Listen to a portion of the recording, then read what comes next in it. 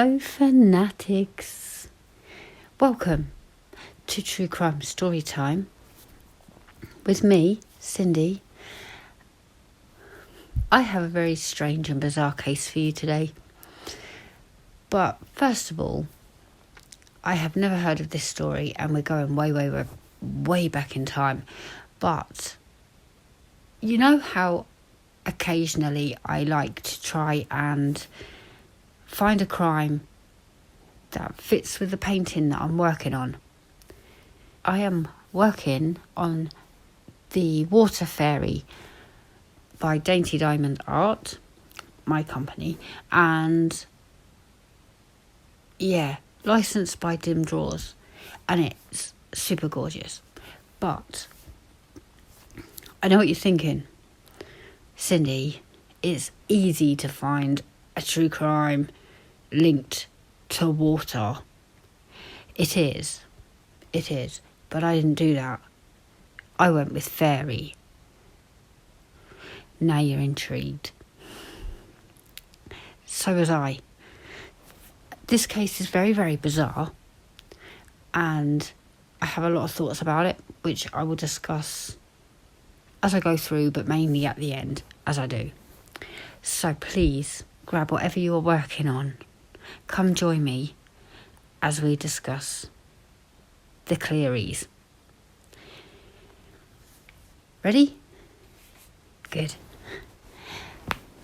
Bridget Cleary was born Bridget Boland around 1869 in Ireland. She married Michael Cleary in August 1887. The couple had met earlier that month. Yep, that month. In Clonmel, where he worked as a cooper. Now I had to Google this because at first I thought they meant copper, as in a policeman, but no. A cooper is a maker or repairer of casks and barrels, and she served as a dressmaker's apprentice. Despite their 8 years of marriage, the couple had no children. After the marriage, Bridget returned to her hometown in Ireland to live with her parents, while Michael continued to work fixing and repairing casks and barrels in Clonmel.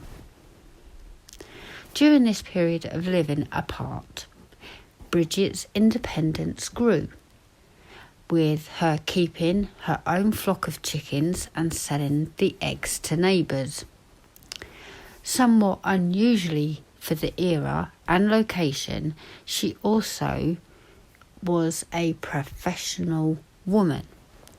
She obtained a Singer sewing machine, a state-of-the-art at the time, and was described as a dressmaker and a milliner. And again, I googled, a milliner is a person who makes or sells women's hats. So I can imagine her like looking after her parents and then like making dresses and hats to match and doing all of that. She was becoming very independent and learning to live an independent lifestyle. Following the death of Bridget's mother, the Clearys found themselves responsible for her elderly father, Patrick. His residence with the couple enabled them to secure a house reserved for labourers. Neither Bridget nor Michael was entitled to this cottage, but because Patrick had been a labourer in his youth, they were able to acquire the best house in the village. However, there was no widespread interest in the house, as it was built on the site of a supposed fairy ring fort. Now, I googled this, and in my own interpretation of this, they are very, very superstitious. If you so much as mess with this ring fort, then folklore has it that bad things happen. So there was one example of someone trying to remove one and then he lost his hand. It's that type of thing. But there's tons, I mean hundreds and hundreds all around Ireland. And their house was built on this fairy ring fort. So everyone was like, yeah, I'm not going to go and live in that. But the Clearys did. Bridget was reported missing in March 1895. She had evidently been ill for several days. Her diagnosis, we've got to remember we're in 1895, so things are very different these days, but her diagnosis was said to be bronchitis. More than a week into her illness, on the 13th of March 1895, a doctor visited her home. Her condition was considered sufficiently grave that a priest soon followed to administer the last rites. Several of Bridget's friends and family members attended over the next 2 days, and a number of home remedies were administered, including one ritual that anticipated her later demise. Her father and her husband accused her of being a fairy sent to take Bridget's place. Urine was thrown on her, and she was carried before the fireplace to cast the fairy out.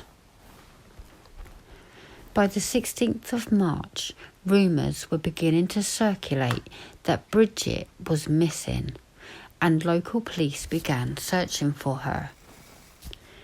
Michael was quoted as claiming that his wife had been taken by fairies, and he appeared to be holding a vigil.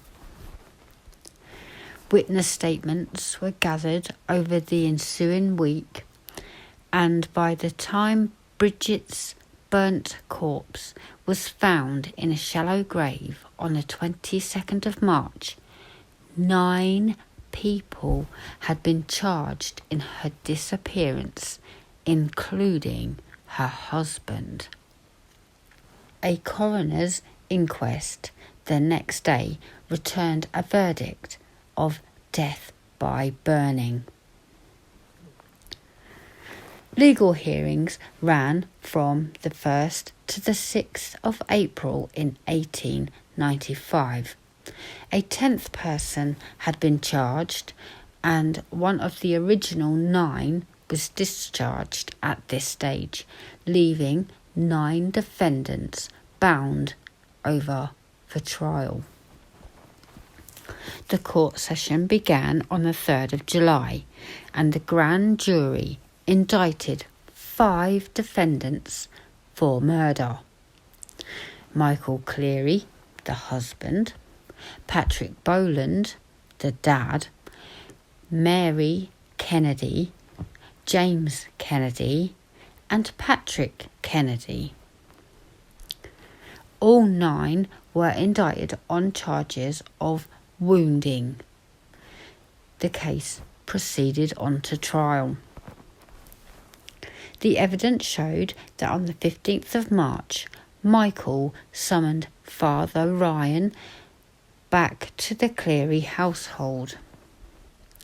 Father Ryan found Bridget alive but agitated. Michael told the priest that he had not been giving his wife the medicine prescribed by the doctor because he had no faith in it. According to Father Ryan, quote, Cleary then said, people may have some remedy of their own that might do more good than doctor's medicine, end quote, or something to that effect. Bridget was given communion and Father Ryan departed. Later that night, neighbours and relatives returned to the Cleary house. An argument ensued, again tinged with fairy mythology. At some point, Bridget told Michael that the only person who'd gone off with the fairies had been his mother. Probably not the best time to be throwing that shade. Michael attempted to force-feed his wife, throwing her down on the ground before the kitchen fireplace and menacing her with a burning piece of wood. Bridget's nightdress caught fire, and Michael then threw lamp oil, known to us as kerosene, on Bridget. The witnesses were unclear as to whether she was already dead by this point. Michael kept the others back from her body as it burned, insisting that she was a changeling and had been for a week previously, and that he would get his wife back from the fairies. As part of the trial, the jury was actually led out to the storage building where Bridget's body was being held for burial. And they were... Poor Bridget. Okay, not only has she gone through this ordeal, and of course now she has passed, as I call it, she is still in that storage building there. The jury was given the opportunity to see the condition of Bridget and the extent of her injuries, as well as to personally identify that the body was indeed Bridget's by looking upon her face. I hope that jury got counselling, because that must have been absolutely horrific. Now, a quick side note, I sat in court, it was real, but at home, and they showed images of Ahmaud Arbery, who had passed, and they were showing the injuries and everything. It was horrific. I can still remember it. To actually go see the body, I can't even imagine. Let's get back to Bridget. What the jury witnessed in the outbuilding convinced them of the horrible suffering Bridget had endured prior to death. Charges against one co-defendant, William Ahern, were dropped. 3 others, John Dunn, Michael Kennedy and William Kennedy, were convicted of wounding. Patrick Kennedy was sentenced to 5 years prison term. Michael Kennedy was sentenced to 6 months of hard labour. James Kennedy was sentenced to 18 months of hard labour.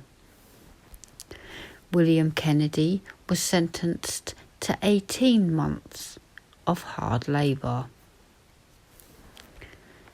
Mary Kennedy was released owing to her age and how frail she was. Really? Patrick Boland, Dad, was sentenced to 6 months of hard labour. John Donne was sentenced to 3 years in prison.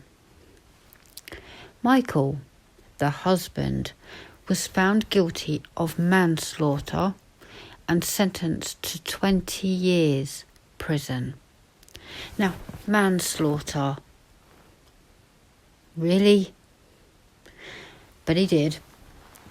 He spent 15 years in prison. He was released from prison on the 28th of April 1910 and moved to the English city of Liverpool, from which he emigrated to Canada in July of the same year. On the 14th of October 1910, a black bordered letter was sent from the office of the Secretary of State, Home Department, London, to the Under-Secretary, Dublin Castle, stating that Michael had emigrated to Montreal on the 30th of June. Bridget's death and the publicity surrounding the trial were regarded as being politically significant at the time. Irish Home Rule was an active political issue in England. William Gladstone's Liberal Party came to power on a Home Rule platform, but 2 years prior had lost its latest Irish government bill in the House of Lords.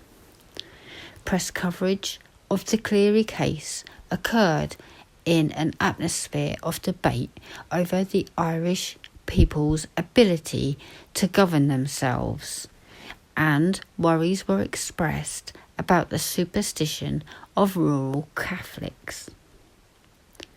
The coroner who examined Bridget's corpse claimed that, quote, amongst Hottentots, one would not expect to hear of such an occurrence, end quote.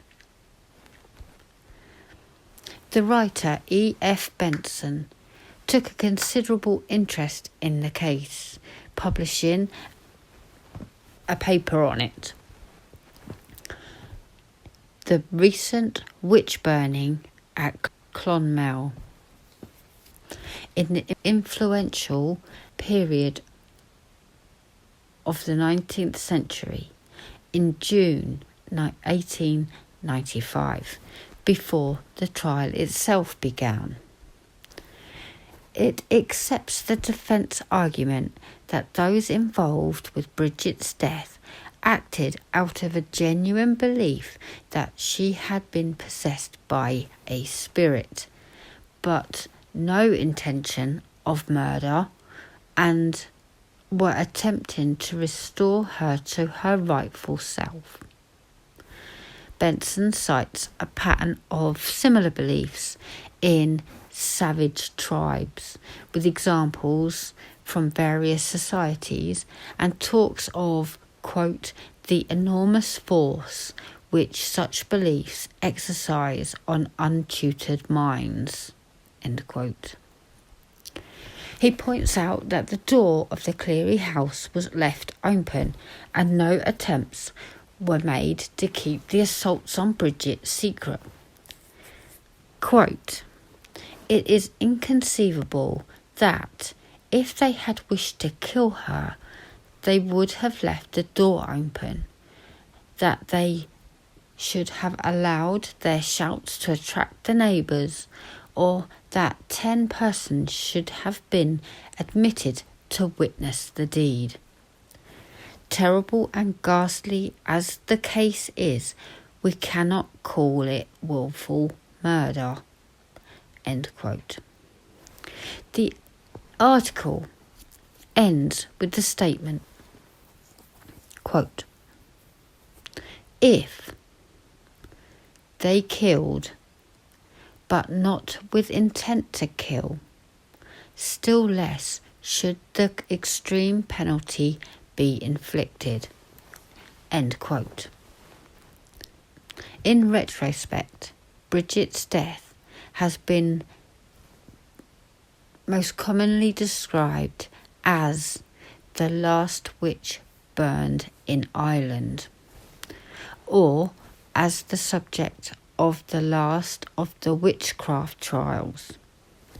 Although it has been noticed that Bridget was never actually described as having consorted with the devil, which is customary with accused witches. Instead, she was thought to have been replaced by a fairy changeling. I told you it's very bizarre. Okay, I can't even wrap my head around this. But let's just take a look at the psychiatric aspects of this case. H. O'Connell and P. G. Doyle in 2006 speculated that the murder may have been the result of Michael, the husband, developing a brief psychotic disorder, which manifested as delusions, putting it on the stress of managing Bridget's illness. This became a case of, I can't even pronounce that, it's like French, so it became a case of a syndrome in which two or more individuals share symptoms. For example, delusions. After he persuaded others that she had been replaced by a fairy. The possibility that others complicit in the murder suffered from learning disabilities that allowed them to become convinced of the delusions was also raised. There you go. You had 9 people commit one murder, and I am disagreeing with the dude that said, well, they were just trying to get her back to her rightful self, and that it's insane. They murdered this woman. And I know we're talking 1865, okay? Things are very different now. The fact that Michael, her husband, got 20 years and served 15 of those, he was convicted of murder because he murdered his wife. Whether you believe she's not actually your wife and she's someone else, is besides the point.